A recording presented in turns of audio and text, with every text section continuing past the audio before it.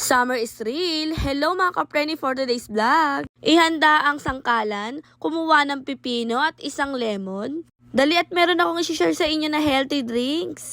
Kaysa nga uminom kayo ng soft drinks at kung ano-ano pang ibang inumin dyan, ito na lang yung gawin ninyo. Mas healthy pa at pwedeng-pwede ring uminom ang mga bata. At least kayo pa nga ang gumawa. Bale, ito na nga yung agenda ko rito. Tinanggal ko nga yung buto dito sa may gitna. Bahala kayo mga karpeni kung anong trip ninyo. Kung ayaw nyo tanggalin, di wag. Charot-charot lang. Bali, detox water nga pala yung gagawin natin. Palagi nga akong bumibili nito pero naisip ko na nga lang gumawa ng sarili para mas marami.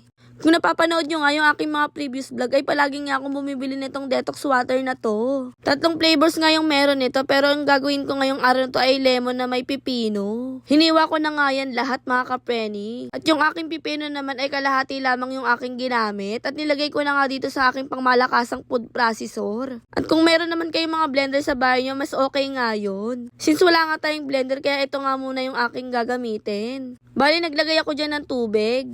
Sabay pinaikot-ikot at dinurog-durog. Ay, hugot yarn. O diba, ang bilis lang gawin mga kapreni. Saglit lang Meron ka ng masarap na juice. Di lang yun at healthy pa.